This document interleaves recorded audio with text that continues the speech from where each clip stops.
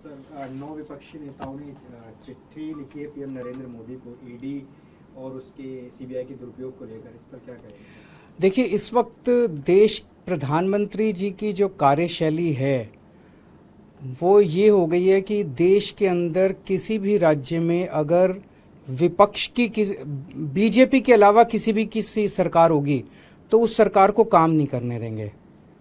ये बहुत ज़्यादा खतरनाक है। प्रधानमंत्री किसी भी देश के एक फादर फिगर की तरह होते हैं।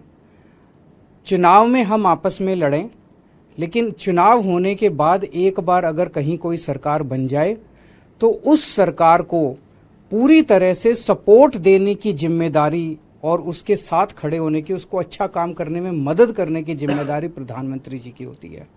लेकिन हमारे देश के प्रधानमंत्री जी ने ठान लिया है कि अगर बीजेपी को वोट नहीं दोगे, कोई और सरकार बनाओगे, तो उस सरकार को किसी भी हाल में काम नहीं करने देंगे। एक तो वो ये करते हैं कि अगर किसी और की सरकार बन जाए बीजेपी के अलावा तो उसके सारे नेताओं के ऊपर ईडी और सीबीआई छोड़ देते हैं, उनको गिरफ्तार कर लेते हैं, उनको तरह तरह से प्रताड़ना करते हैं, तरह तरह से तंग करते हैं, उनकी पार्टी तोड़ देते हैं, उनकी सरकार गिरा देते हैं। पूरे देश में कई जगह ये देखने को मिला, गोवा में देखने को मिला, महाराष्ट्र में देखने को मिला, कर्नाटक में देखने को मिला। एक के बाद एक राज्य के अंदर जहां नॉन बीजेपी गवर्नमेंट बनती है वहां पे ईडी और सीबीआई को छोड़ के और उनको गिरा दिया जाता है। ईडी और सीबीआई को छोड़ते हैं, नेताओं को डराते हैं।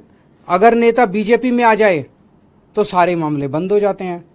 हेमंत बिश्व शर्मा, जो इनके ऊपर पहले सीबीआई और ईडी के इतने मामले थे, शारदा कांड था शायद उनका, उसके अंदर वो फंसे और जैसे ही वो बीजेपी में आ गए सारे मामले खत्म।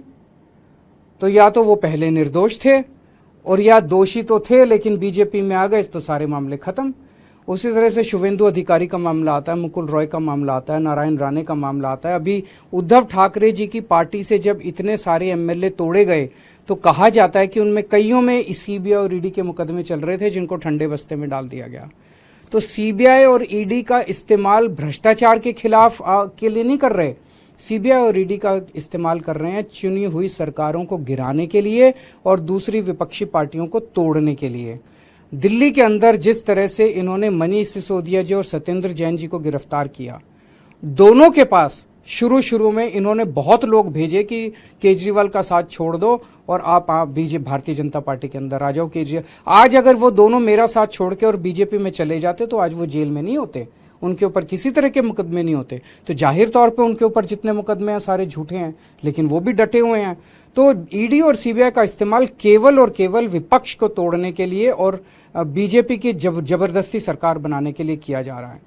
दूसरी तरफ गवर्नर्स का इस्तेमाल किया जा रहा है।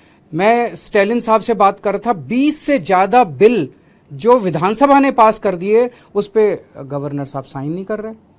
केसीआर साहब ने अभी कल सुप्रीम कोर्ट में केस किया है कि हमारे बहुत सारे बिल गवर्नर लेके बैठे हैं, उस पे साइन नहीं कर रहे। पिनरई विजयन साहब के कई सारे वाइस चांसलर्स की नियुक्ति उन्होंने रद्द कर दी।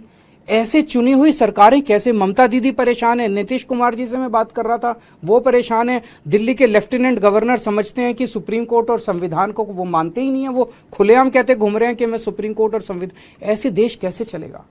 तो अगर देश का प्रधानमंत्री नॉन बीजेपी सरकारों को काम नहीं करने देगा और अवरोध रोज पैदा करेंगे देश के प्रधानमंत्री, तो इस तरह से तो देश के लिए बहुत खतरनाक स्थिति है।